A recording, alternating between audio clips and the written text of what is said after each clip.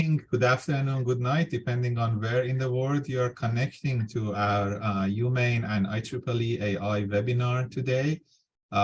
It is my great pleasure to introduce our speaker for our webinar today. And before that, I want to thank all our sponsors in IEEE main section, as well as our partner who are promoting this event in IEEE Silicon Valley area, IEEE Boston area, as well as our colleagues in IEEE Bangalore in India and IEEE Shenzhen in China.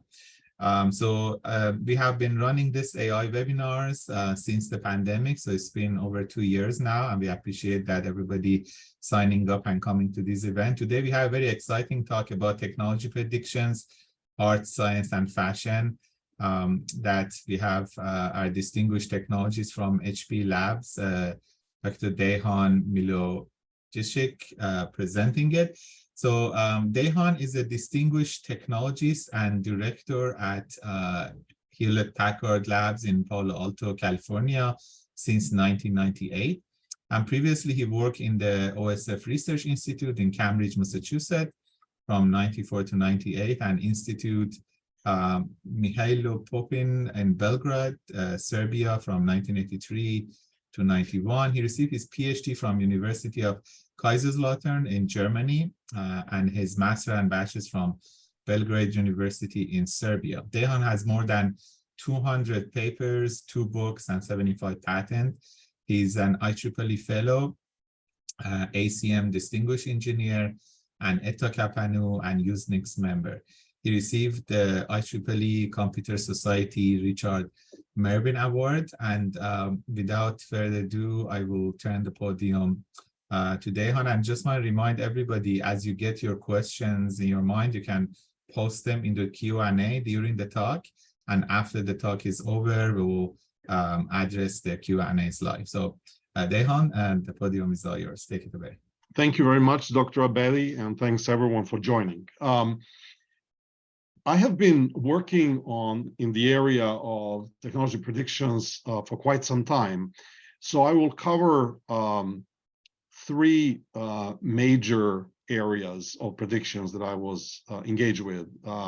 One is annual technology trends prediction. The other is megatrends.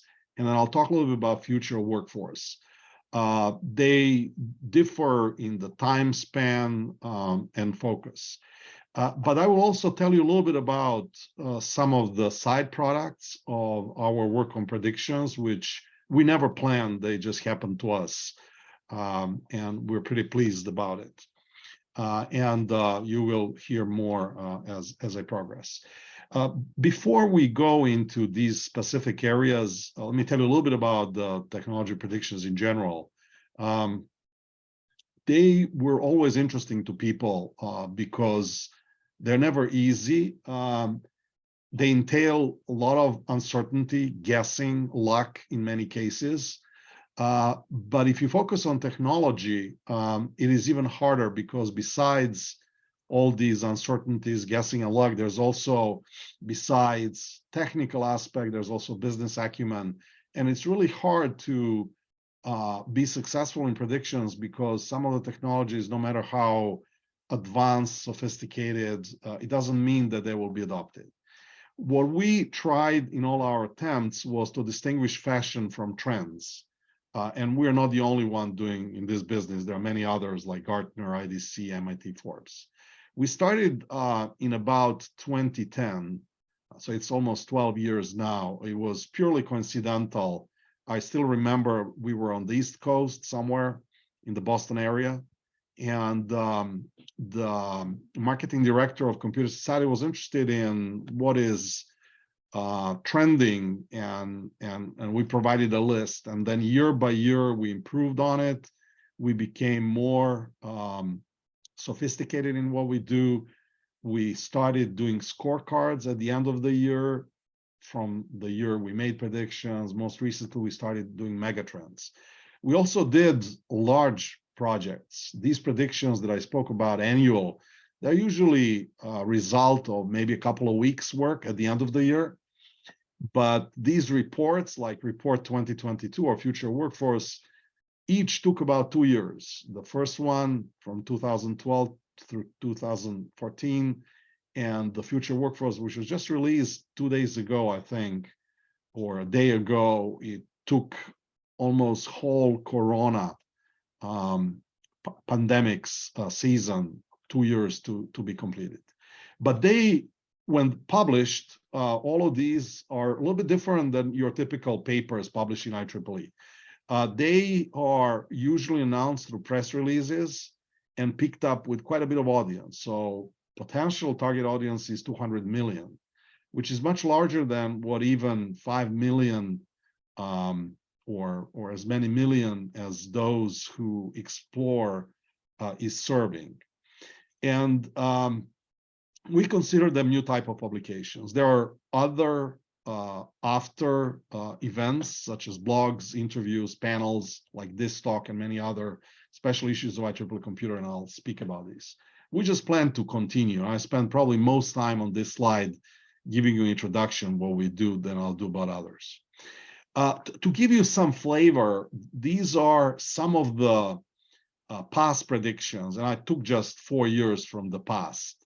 I wanted to show you that we were successful in certain cases, and these are those green, which are either A's, sometimes even A+, or B's, high B's, and we consider ourselves successful in these. I think they even continued in the most recent 2-3 years.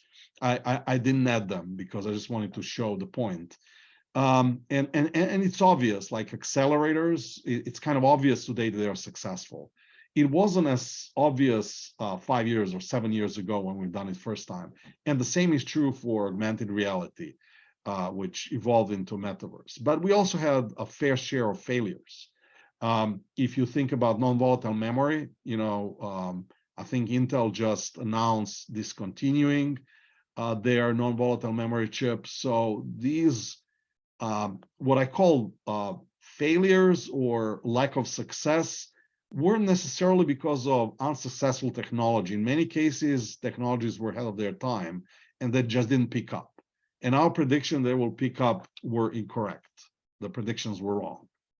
And then there are certain cases where we guessed right 1 year only to fail the following year. And I think this zigzagging continued up to these days. We have these mining of Bitcoins go down, and they were popular just like a year ago.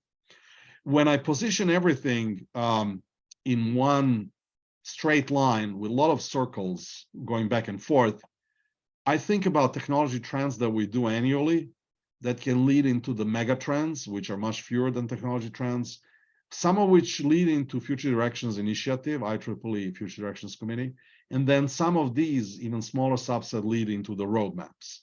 And in this talk, I will cover the first two. At other events, we discussed other two as well.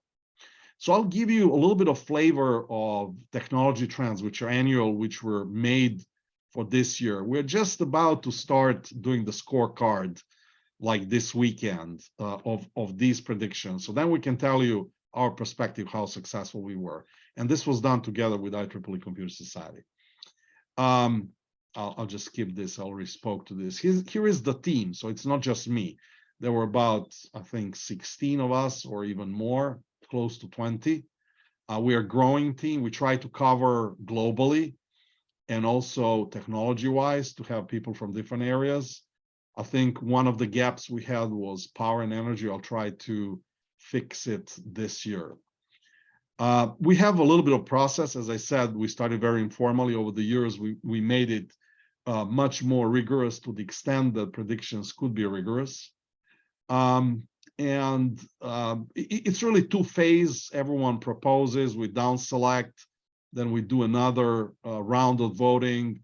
Then for every accepted one among us, whichever comes above the line, we write description on one slide. You'll see it pretty soon. Then we try to grade them for the likelihood of success and also for how desirable that technology is, because not all technologies are desirable. You will see pretty soon. We try to do technology readiness level and total addressable market for each one of those. we figured out that we're not ready for that. So we didn't do it, but we tried to come back to what we miss. Here's the list. This is, I don't expect you to read the whole list. I'll go through some of those. Just wanted to point out at the end, there are listed likelihood of success of this technology and then desirability. You can see the highest we gave was A-. So they were pretty strict this year or last year when we've done this prediction. And you can see that desirability is not necessarily correlated to the likelihood, although there's some degree of correlation, but not always. And we compare them, you'll see it. This is a little bit more readable slide of the same list of 16 technologies. We categorize them in some sort of semi-architectural diagram. It's not really architecture, but it's more of a classy. So we have core technologies, we have security related, reliability related, AI related, which is probably interesting to this audience, featuring data-centric AI. I'll spend a little bit of time on that. Trustworthy AI and AI at the edge. Some of those are more or less familiar to all of you. Then we have pandemics and healthcare related. We have industry verticals and productivity tools. We never try to fill these areas. We go for individual trends and then just see how do they map on certain categories? What kind of categories can we make out of those? And it's more memorable when you put it this way. So here is how we do this. And I'm not going to spend too much time describing each one of those, but let me spend a little bit more time with one example. You will have both presentation, I believe, and the video, so you can, at your leisure, read them later. So the problems that we have today, which I'm sure Dr. Abedi and most of you are very familiar with, is that AI is being adopted everywhere or in many uses, and it's becoming pretty effective in certain areas, especially in deep learning. But the AI models are really growing at extremely aggressive rates, and that causes a lot of pressure on the computing infrastructure. And that's not the only thing. For example, for training, the quality of data will result in the quality of the use of that data, of these models.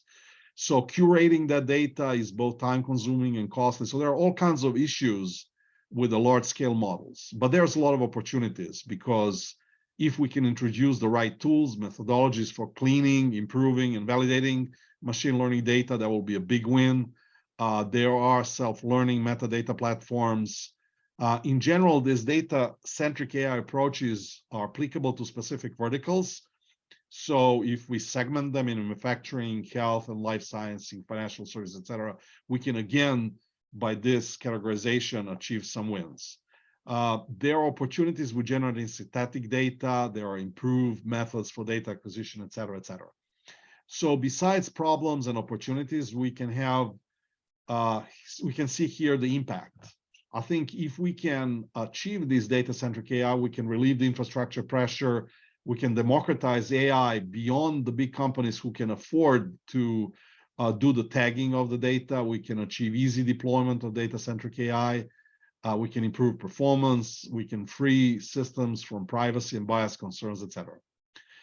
In order to make this happen, we really need sustainable solutions and business opportunity. And that's why we list here enablers and inhibitors. And we do this kind of description for every prediction. So enablers in this case are the emergence of open metadata platforms like data version control, DVC, then data-centric AI movement, etc. Inhibitors are usually, for most cases, proprietary platforms, and then regulators. And as I said, we've done this for most of these. I'll skip those that are less relevant to you, like this one.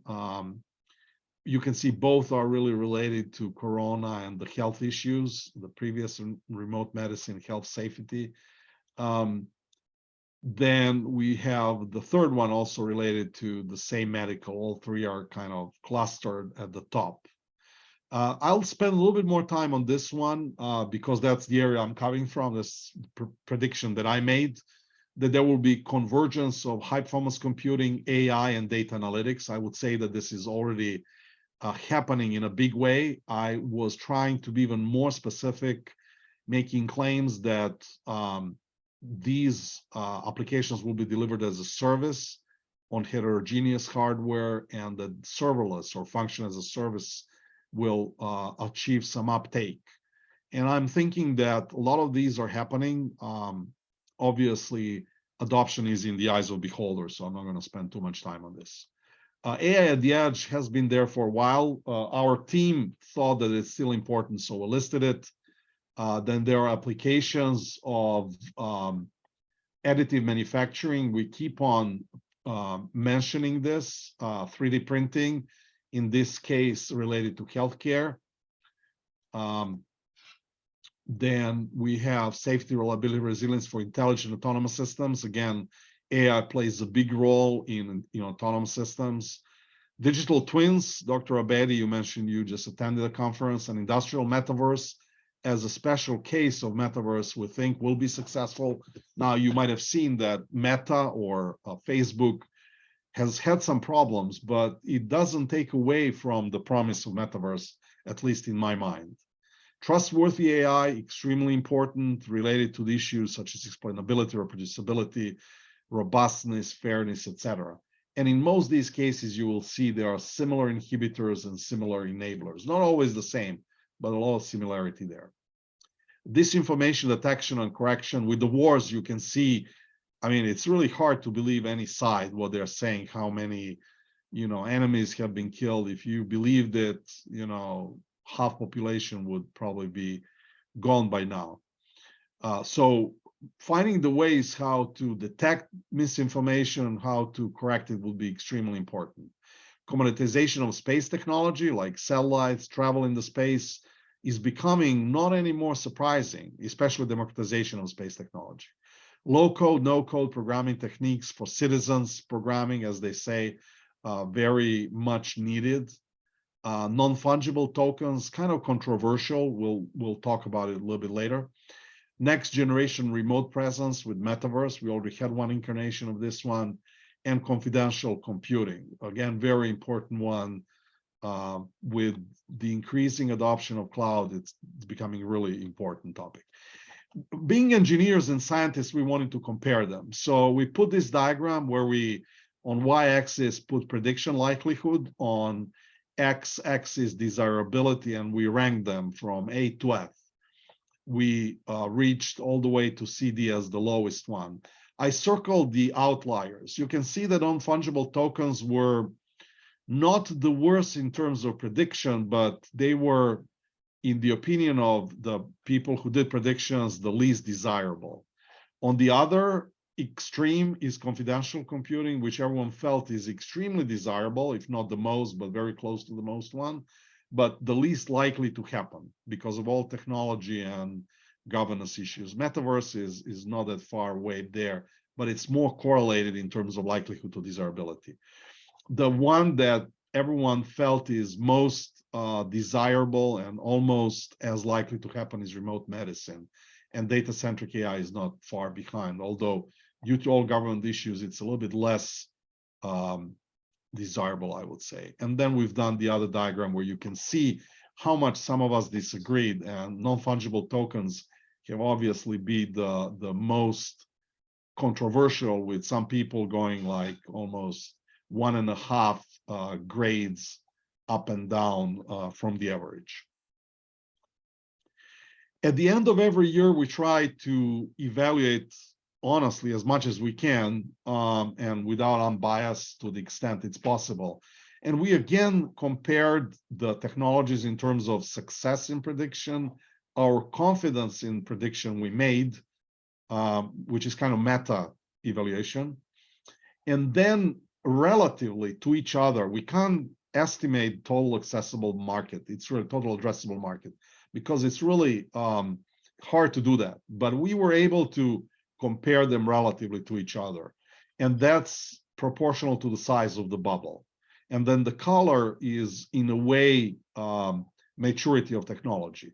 So we have from mature all the way to prototypes with emerging and incubators being somewhere in between. There's some degree of correlation in a way that they are all lined up along this line, and that the less mature technologies are probably having the smaller market size as well. So that part is kind of expected. We can debate all of this, but this is what we thought of it. So I'll skip the summary in the interest of time and switch to the megatrends. So we have been doing, as I mentioned, for 12 years, technology predictions, annual technology predictions, evolving them. And then this year, or at the end of the last year, I was asked to step in for Roberto Saracco, who was doing Industry Advisory Board for Future Directions Committee at IEEE, and he had ideas of doing megatrends, whereby megatrends are much larger trends that are happening. I'll go a little bit more in the description thereof. And we presented this at the Power and Energy Society's general meeting in Denver. That's why I kept this title. So what we define as a megatrend is an evolution of multiple trends, hence the importance to understand megatrend, where we define them as both the sum and guiding force that usually leads to perception that influences its components. So you have multiple trends that constitute this megatrend, but then also as megatrend evolves, it influences these existing and other trends to take place. Megatrends usually have multiple factors in a substantial way that impact it. So technological, economical, social, and ecological can't be just one. It can't be that one trend is technologically extremely important, has less relevance in economy, sociology, ecological, then we don't consider it megatrend. So megatrend is not temporarily fashionable technology. It's not, can't be coming from one contributing society or area or limited region or group. It is of worldwide importance and probably has political importance as well. It's critical enough that it will require some sort of regulation, encompasses multiple technologies, and is evolving over a few years, if not decades. When we held the meeting, I think it was in June in Bellevue, and I first presented the first day. Second day, I had 2-hour additional session with very interactive session. So everybody thought of megatrend being something else. My favorite example is one gentleman whom I highly respect, who is extremely successful in organizing IEEE events and professor, reputable professor, stood up and said, "Dan, quantum computing is a megatrend." And if you go back to this classification, it is technology that is extremely well funded, still doesn't have economical impact, still doesn't have social, let alone ecological. So I wouldn't consider it. But in order to account for all that feedback that I got, because one lady said, "Dan, you have to focus on grand challenges. That's what is important." Another gentleman said, "It's about application of technology." Yet another was focusing on emerging technology. So I put it all together. And I took a liberty of making statement that megatrends could be only a few. And I selected among, we came into the meeting with 16 proposals done by Industry Advisory Board. You'll see who these gentlemen and ladies are. And I took a liberty to down select to these 3. Again, you can challenge me with these, but I believe these 3 meet the requirements that I described on the previous page. And they all lasted or will last. And there's also some time evolution here from digital transformation, which has been happening for almost a decade now or more. And now sustainability is extremely important on minds of a lot of people. And we just started talking about metaverses in different incarnations, digital twins, etc. But then there are many emerging technologies that contribute to one or more of these megatrends, including quantum computing, but also cyber assurance, proof, provenance attestation, data science, many others, battery technologies, energy storage and transmission, etc. And these technologies are then applied to various areas such as decarbonization, self-driving cars, public safety, digital health, et cetera, et cetera. And all of them are motivated by grand challenges that humanity is exposed to today, such as climate change, health and well-being, poor education, inequalities, poverty, et cetera, et cetera, et cetera. So I just tried to put everything in one diagram here to keep on our mind what's going on. And then yet another individual would say, Dan, what about ethics? What about diversity, equity, and inclusion? What about humanity? Well, I would claim that these are all important and they encompass everything. They should be on our minds all the time, but I wouldn't consider them megatrends. They're just there to stay. The fact that we haven't thought about them before, it's our problem and we need to address it. But I don't consider them megatrends.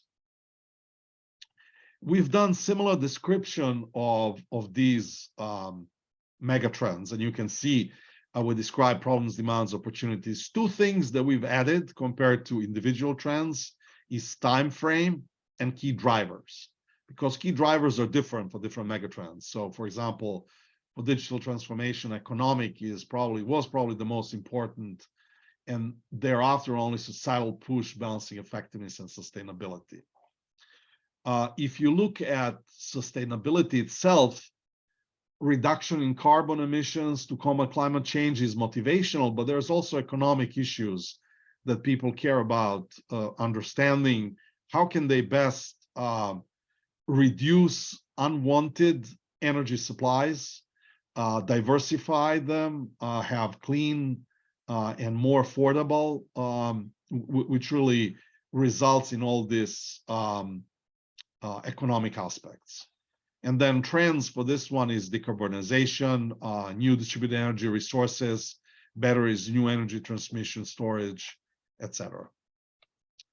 And then finally, in my mind, virtual worlds, not metaverse necessarily. That's why I put it in parentheses. I didn't want people to associate Facebook's or Meta's metaverse as the broader problem, technology problem of virtual worlds, because not just digital twins, but more broadly, virtual worlds open up a lot of opportunity. And I just recorded a podcast on that topic in the legal space, but it also covers all the benefits that you can have.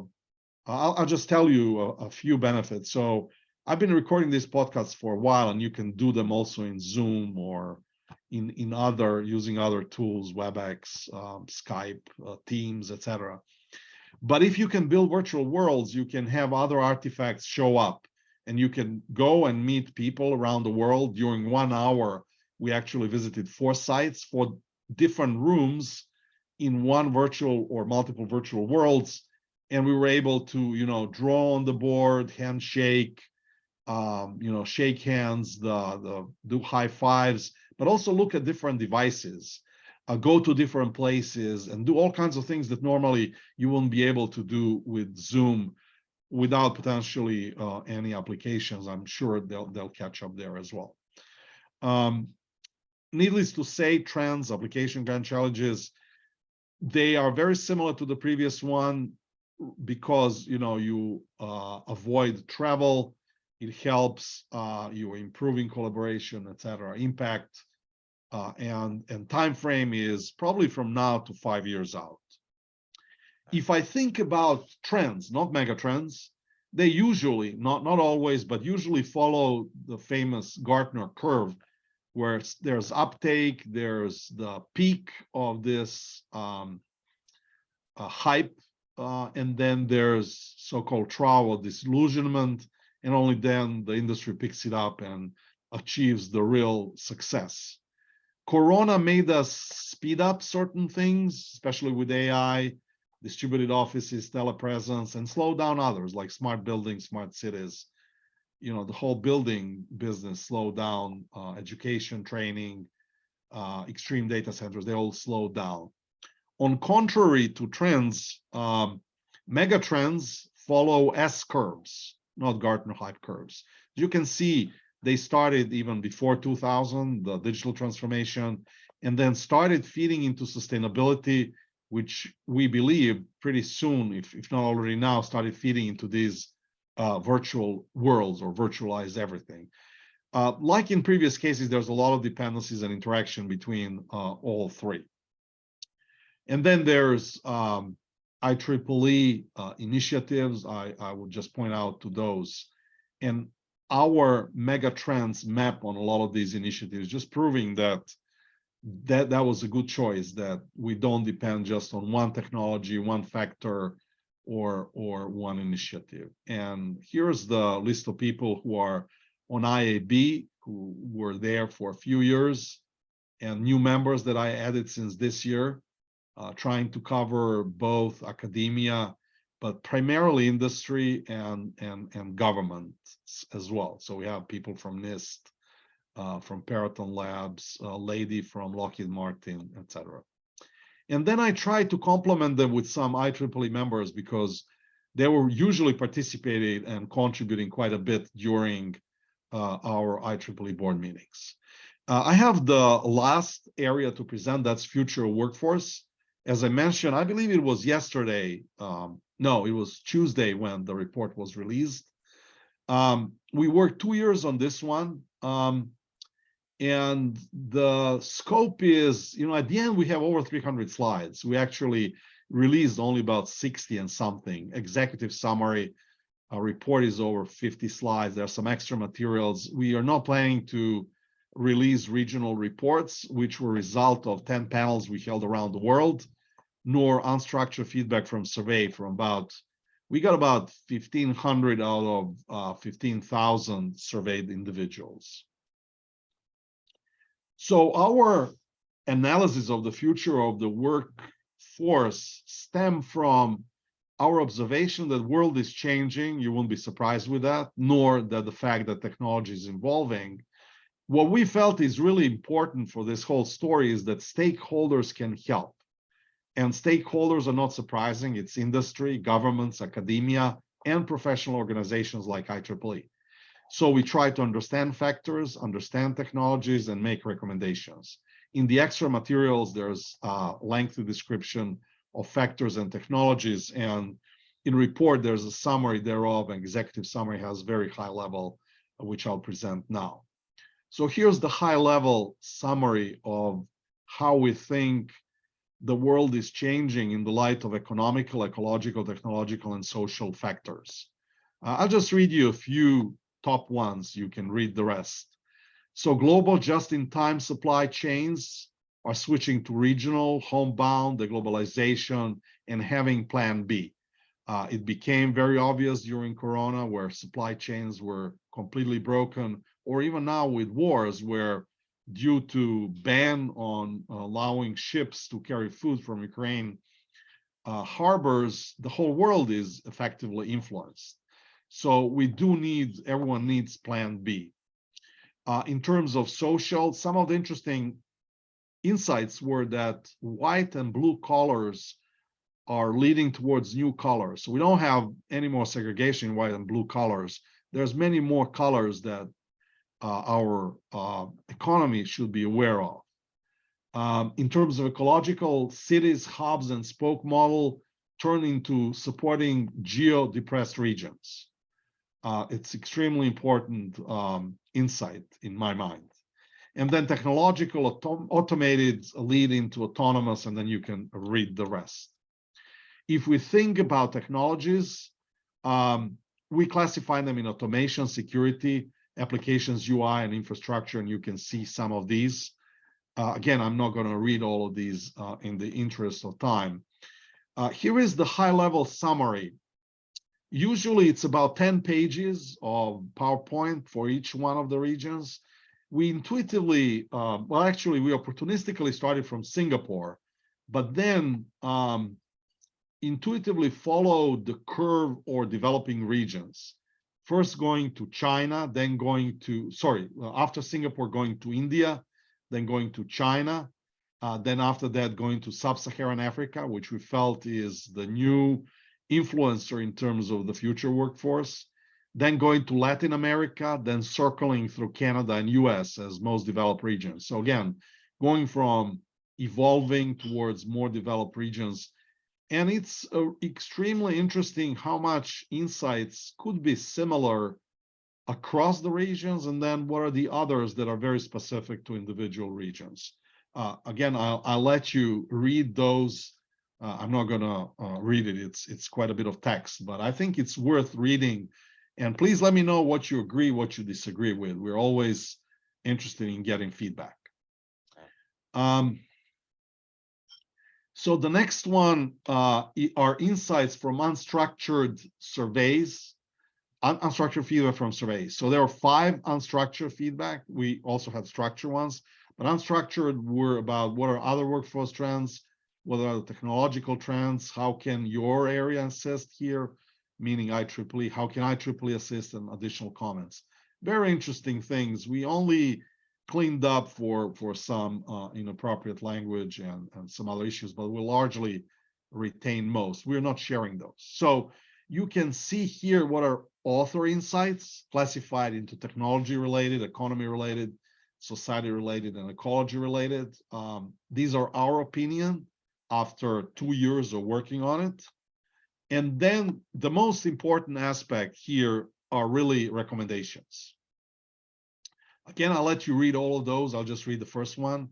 For industry, our recommendation that it is all about people, that industry should hire those who can adapt, and that best people bring best people. Really important insight. For government, they need to balance properly labor markets. That's a consequence of the fact that nowadays you can hire anywhere, so you can literally raid certain areas with remote labor and devastate certain regions where they are really capable workforce. For academia, recommendation is to enable people to reinvent themselves multiple times throughout career. So it's not enough just once. And then for professional organization, we need to redefine concepts. We need to help define hybrid career and assist individuals and corporations. And then there's much more. Again, I'll skip in the interest of time. So I told you so far about technology trends. I told you about mega trends, and I spoke about the future of workforce.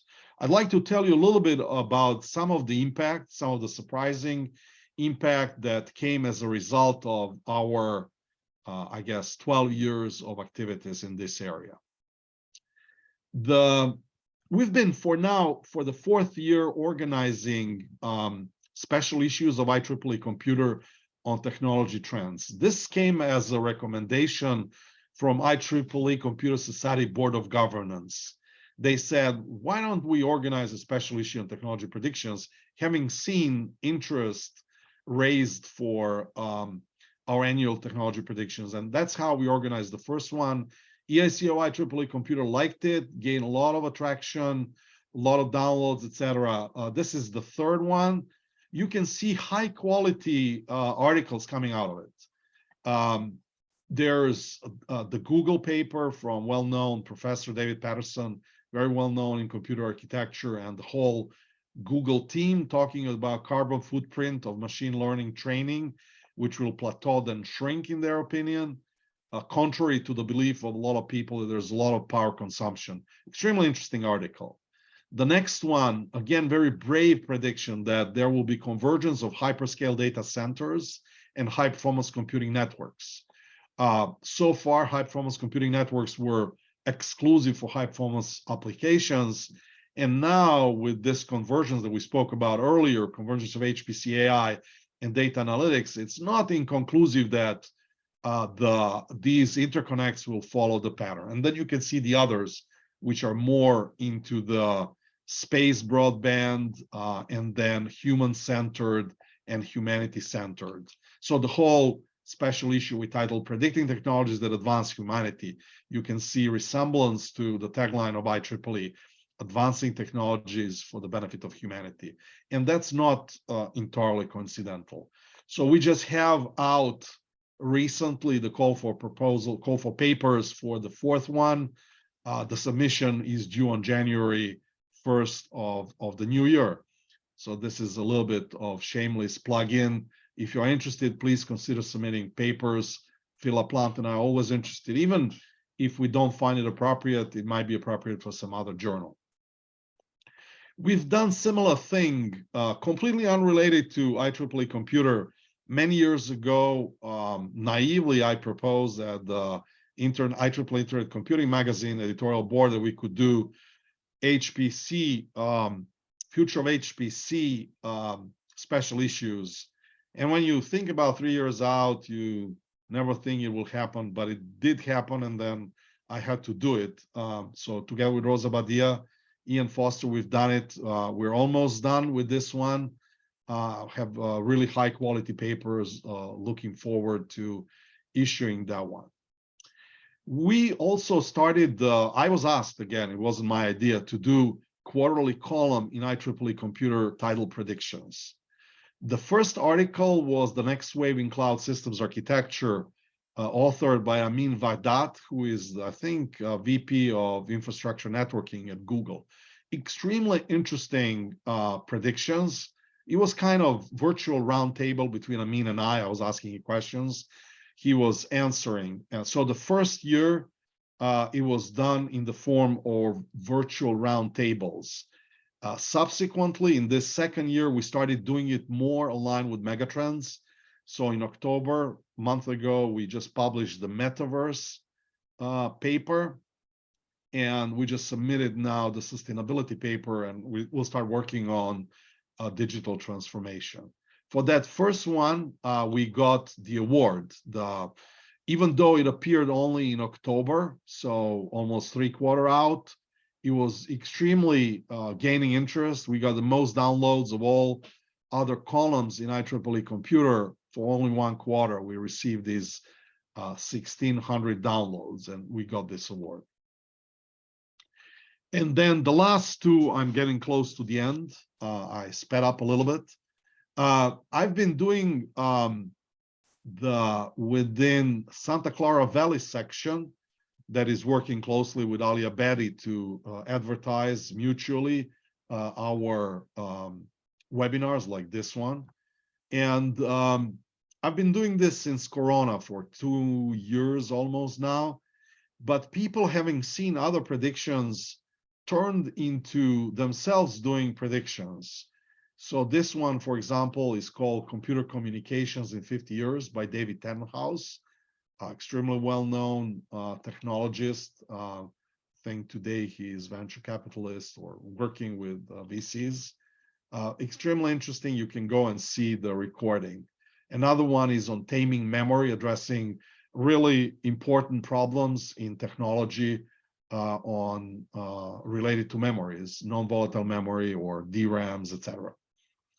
And then the last thing that I've been doing is the podcasts, which I called From Research to Reality. And there I mentioned the most recent one is on metaverse, legal in metaverse. I encourage you to go and see them if you have interest, and provide feedback to me, email me what you like, what you didn't like. So I sped up a little bit too much. You are welcome to approach me either by email or on social media. I'm very approachable. Please challenge me. There's no ego here. We understand some predictions are right, others are wrong. People like to prove us wrong. So please shoot the questions. Thank you very much, Dejan, for interesting presentation. I have to go back and read some of those slides in detail. There are way more information that I could digest that quickly. Thank you. So we have 2 questions in the Q&A. I just want to encourage everybody else who have questions to put those in Q&A. But we will start with the 2 questions we have here. The first question is from Dr. Susan McKay, asking about housing, construction, and affordable shelter. It is a rapidly evolving sector with respect to digitization and automation, directly impact economic development and workforce, and is impacted by changing climate. So does that fit under that trend thing that you were talking about? I think absolutely. We didn't cover it much in workforce, but we've been discussing it. A very well-known colleague of mine, senior fellow, Chandrakant Patel, senior fellow at HP Inc., have had ongoing discussion with me. He felt that most companies should move out of Silicon Valley proper and at least move in the outer rings. And if you can see, potentially for other reasons, a lot of companies have moved headquarters outside of Silicon Valley. My company included, we moved to Houston for other reasons. I won't go there. And then our lab also moved from Palo Alto to Milpitas. It's ironic that Chandrakant Patel, who was advocating that, who lives outside of the inner circle in Fremont, still works in Palo Alto. But there are many aspects which are important because if you want to hire the workforce, and workforce goes back and forth between on-site and working remotely, but I believe that there will always be a fraction of people who are required to be on site. In our company, in our lab, people who do physical things with the instruments, they really have to be on site. There's only small amount of instruments that you can do remotely, and even then you need someone to fix them, to reload them, do all kinds of things. So if you have to have on-site workforce, you need to secure housing for them. Housing has gone really wild in terms of costs. So absolutely, I think this is right on topic, primarily in my mind, focused on future workforce, but with smart cities, smart housing, all intelligent everything will also relate it to all other technologies and adoption. Okay, thank you. So let's go to the next question. Very interesting. I'm wondering about recommendations, including users in the design of these various areas. Yeah, and thanks for the criticism. I did go very fast. I was worried that I won't make it. And I also like to get some feedback from you. So feedback is always very interesting. I agree with you. This the fact that we start to introduce AI in a lot of things means that we're instrumenting all these devices. And as soon as you start instrumenting them, you can also collect information. And sometimes there are privacy issues. For example, I think at United, there are cameras that are recording passengers in order to track their behaviors so that they can improve, for example, in business class, how much do they sleep, how much do they work, how much they're watching movies, etc. So sometimes it's indirect tracking users. And then with these phones, I mean, it's amazing. I'm so annoyed that with my phone, it starts automated transcription and recognizing what I'm saying. I don't still know how to turn it off, or I really don't have time to work on it. But with the fact that you have so much of these technologies, you can gather information from users. Now, I think you were asking more on the side of whether users can provide direct input. Yeah, but by all means, if you have it instrumented, you can very easily put the hooks for them to provide the insights and participate in design. And then there's also a lot of user-centric design. The whole design approach has gained a lot of interest as of lately. So I've even interviewed. I think I have one of the podcasts. I'm not doing plug-in for my podcast From Research to Reality, but I interviewed one lady who is working on user-centered design. So very, very important topic. Thank you. So next question says, you seem bullish on in virtual environments. I curated a VR exhibition in 1993 and see few substantial improvements in hardware and software since then. Apart from pandemic-inspired remote work, I also see fewer actual motives for the users. What do you see that I don't? So if you attenuate it and if you extend it with assisted reality, you may agree more with me. The fact that, as I was mentioning earlier, the AI is more and more, and when I say AI, I really think there are accelerators everywhere, starting from these phones. So in this phone, there's pretty sophisticated accelerator, and then everywhere, I mean, Ali, Dr. Abedi, you and I were talking about your satellite where you have computation there. So you will have computation almost everywhere, which can assist you in all kinds of functionality. So that enables reconfiguration. As soon as you have reconfiguration, you are able to start doing virtual things. So let me give you a couple of examples of this digital twins. If you have, for example, the flights or planes, it's my understanding that a lot of airlines already have digital twins of their airplanes. Once you have that, and once you track information from them, you are able to simulate other things. So I'm not talking about full-fledged virtual worlds where all things are happening. That might be, vision that may or may not ever happen, or may happen a long time in the future. I'm talking about very practical things. You have a plane, and you have digital twin thereof, and you don't know whether certain parts will fail, but you can in parallel do simulation of that digital twin and do all kinds of what if scenarios. Then if you go systems of systems, you abstract a little bit, you don't consider all information, but you can suddenly simulate all kinds of behaviors, such as a storm arriving on the East Coast and affecting the whole fleet of airplanes, the traffic, the baggage distribution, all kinds of things. The other example which I'm looking at now is with power and energy. I believe that power and energy has not advanced enough in terms of digital transformation, and it's picking up immensely as of lately. In these digital energy, distributed energy resources in DERs, you will have uneven generation and consumption of energy. If you can simulate, have digital twin thereof, have some sort of virtual world where you can represent them all and simulate planned either generation or planned consumption.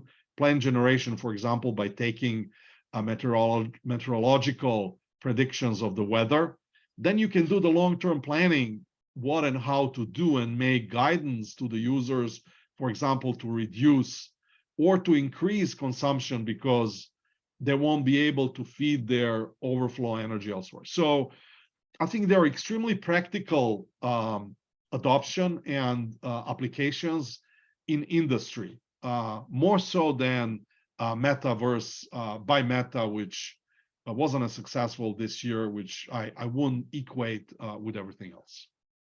Thank you very much. And one thing I would add to the concept of digital twin is that IEEE also has a conference called Digital Twins and Parallel Intelligence. And this happened last week. It was interesting that they digitally twinned the conference. So it was happening in Boston and at the same time in Ningbo, China. So they were kind of having a two digital twin of each other happening at the same time. There were lots of interesting talks over there that they are recorded, and you can probably access through IEEE, those who are interested about the concept. So let's move to the next question. It seems that AI is stamped on so much that I question whether everyone coming to the marketplace claiming to have an AI solution is truly offering an AI solution. How do you sort out fake AI from like the real deal to understand the reality of where AI is being used and how much it is being used to keep your data accurate? So I would say that most AI today is still deep learning, machine learning. The true AI isn't there yet, or the promised AI. However, I think that addressing the problems that deep learning and machine learning have today, such as having data-centric, the deep learning based on data-centric approaches and machine learning as well, will help eventually AI. I think one has to really look at it, make a judgment call, and based on the functionality offered, you can decide what it is. You can have these virtual assistants. I'm not sure. I'm not professor of AI. Professor Abedi can have better descriptions. But one would classify these AI solutions in different categories and then make a judgment call what is really AI, what is not. I wouldn't consider virtual assistants as AI solution. I would say that independent AI that is making decisions is something that could be stamped AI, but I don't think we have it today. I'm not sure when we'll have it. And there's this the movie 2000 with Hewlett computer and all of that and all these issues. I won't go there, but I agree with you. Most of it is an AI. Thank you. And next question is that where do you see robotics and autonomous vehicles trend versus your other items? Well, we've had autonomics quite a bit mentioned over the years, including this year. Robotics we had on and off.